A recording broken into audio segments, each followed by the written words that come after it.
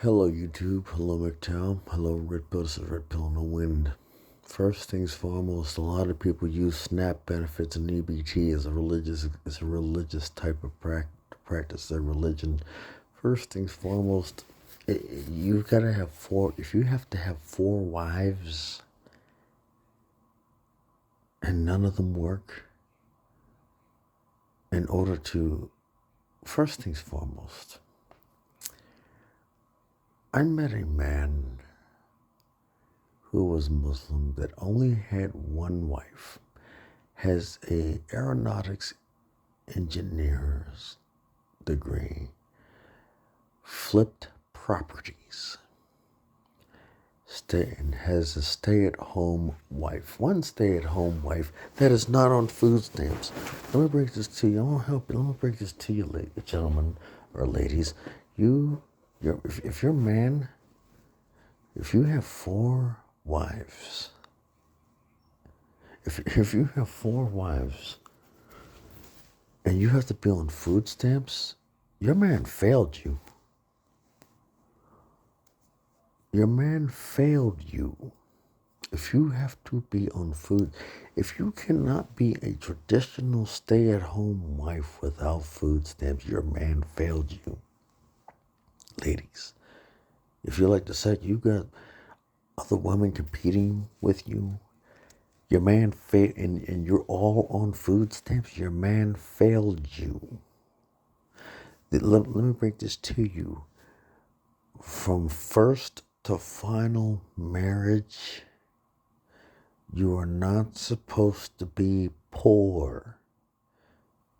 Let me break this to you. You are poor if you are on food stamps. It doesn't matter if you're the first, the second, the third, or the fourth wife. You are poor. Not only has your man failed you, but you failed your man. In the eyes of the Prophet Muhammad, in the eyes of Allah, not the Prophet Muhammad, the eyes of Allah, you failed your man and your man has equally failed you. I don't see Muhammad as a prophet, but hey, it is what it is. So if you're on food stamps and you're the first, second, third, fourth wife, your man has failed and you failed your man. Congratulations. You're both, all 5 of you are failures. Congratulations. Now let's go into the Hispanic community. Let's go into the Latino community, right? You don't want to be called Latino, right? First things foremost, what you doing on food stamps? The thing is, you're poor. You ladies are poor.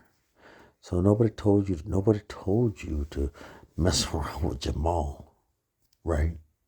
Or Hector, right? Just get railed through by all these multiple dudes of multiple different cultures. Let me break this to you. You've got 1 black, 1 Hispanic, and 1 white baby. How in the world do you accomplish that, Mimi Mamacita? How in the world do you accomplish that? You've got 1 black, you've got 1 white, you've got 1 Latino baby. How in the world do you accomplish that? That is impressive. That is impressive. That is depressing, really. It's not impressive, it's depressing because guess what? Just like the Muslim community, you failed. Congratulations. Good day, ma'am. Now we're going to go into the white community. Oh boy. First things foremost, Meth Lab Matthew done knocked you up.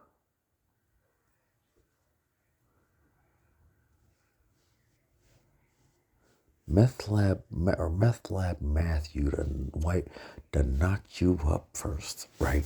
How do you let a meth freaking cooker knock you up? And then you got crack fiend Chris Knock you. How in the world? Where do you find these dudes? Where do you find these dudes? And now that you got two white babies, you might as well complete you might as well get two black babies in there. You know, get some extra food stamps and basically get a couple Latino babies. Yeah, yeah. You got 2, 4, 6. Right. Congratulations.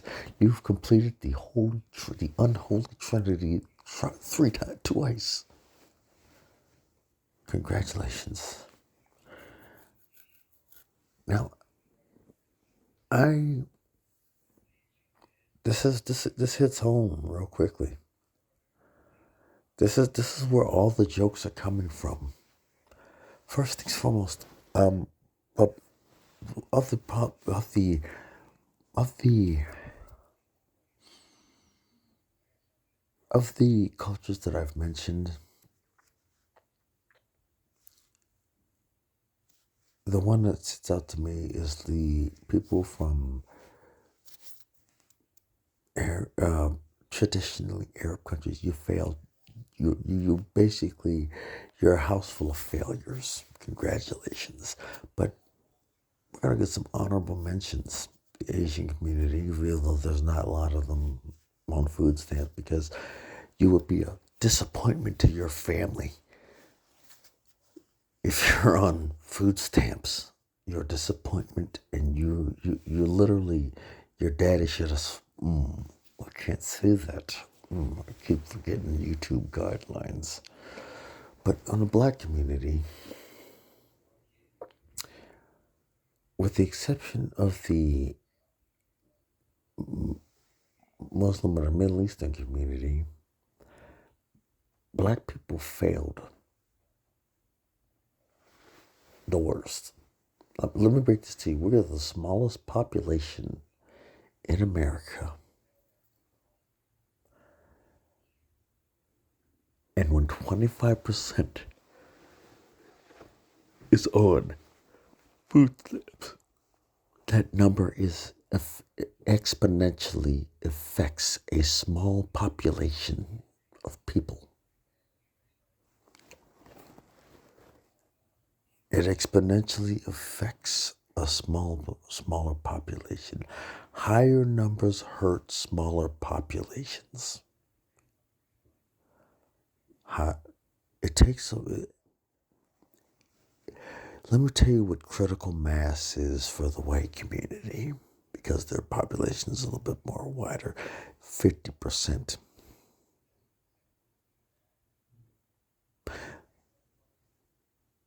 Critical mass for the black community is 35%.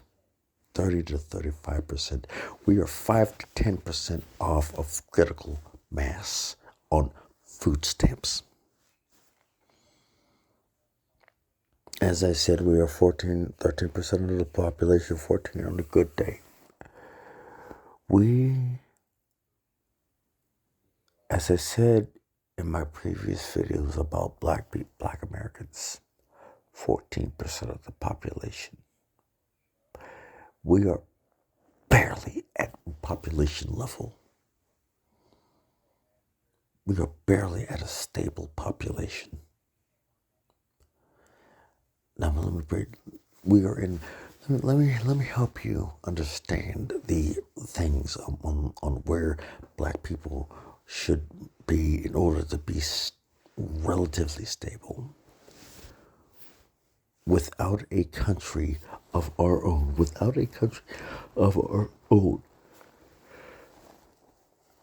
we should be at least no less than 35% to remain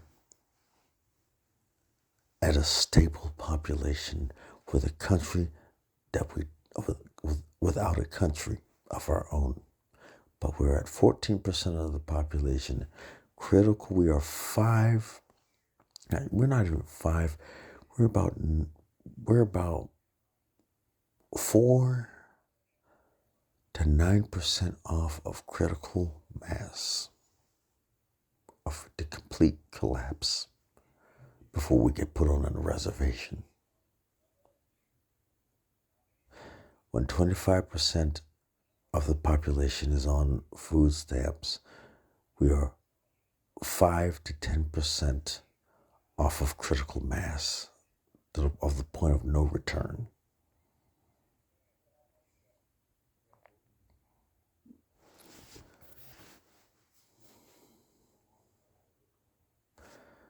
Let me break this to you. Oh, you want to complain about the wages of $7.25? We used to have this thing called career links, something that would basically allow you to come around, and basically gather a trade, a skill, a resume, some sort of soft skill or hard skill you could basically use that to get a job.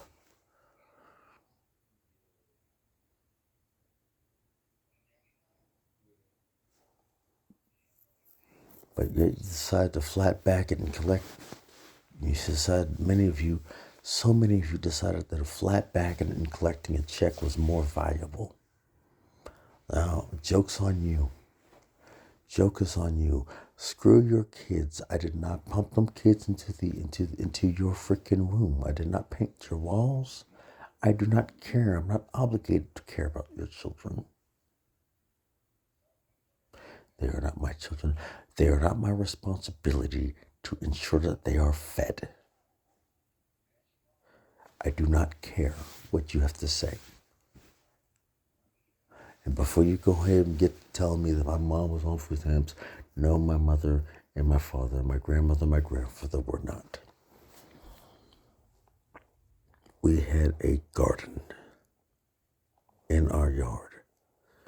Tomatoes, greens, collards, kale, cabbage, potatoes, carrots, all in a garden. Watermelon, cantaloupe.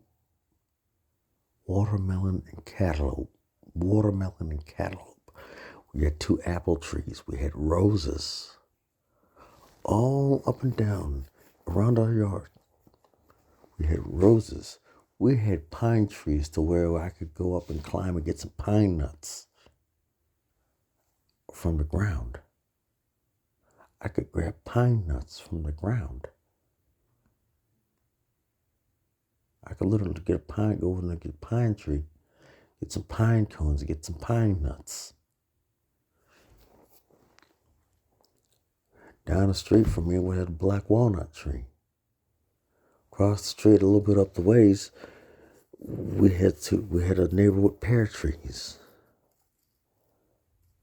Across on the next street over, we had a neighbor with an actual working farm, with an actual working garden, a large garden. On behind us, we had a neighborhood that specialized in growing tomatoes. We had self-sufficiency in the neighborhood from our elders. Oh, would you like to see something here? Would you like to see something here? I'll show you something here. Would you like to know what I have?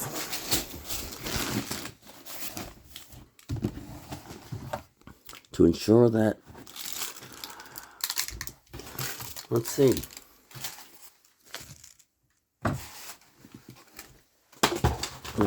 First off, I'm just going to show you in its entirety.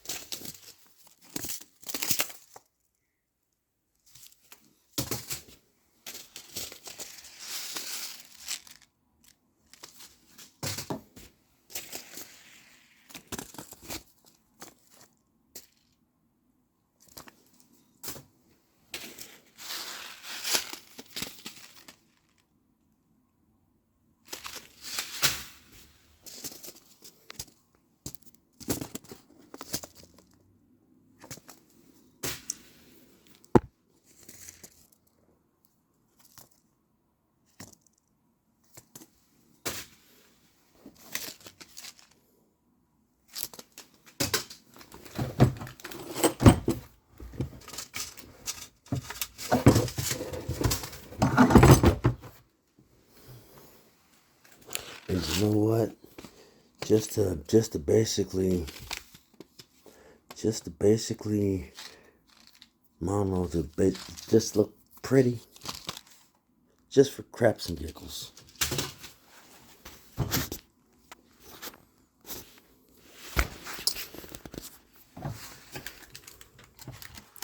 You sat here, and many of you sat here and made fun of, and basically told and basically just dictated what your feelings were when it came to people's parents. Oh, your mama was on food stamps. No, my mother wasn't. No, my father wasn't. My mother and father lived together. No, my grandmother wasn't. My grandfather wasn't on food stamps either.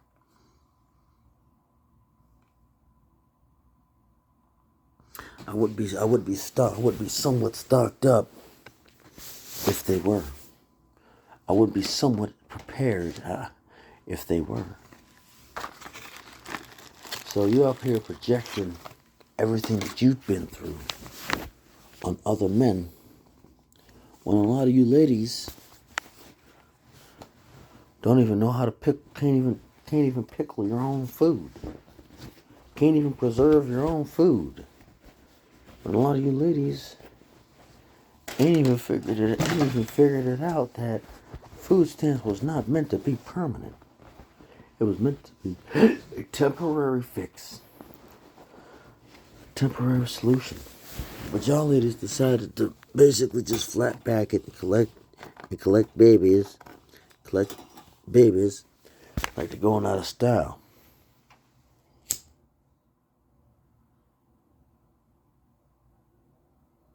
And I'm gonna say this.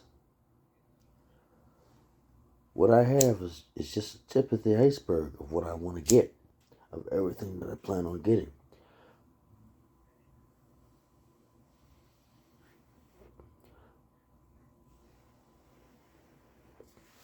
Like I said, it's just the tip of the iceberg of everything that I plan on getting.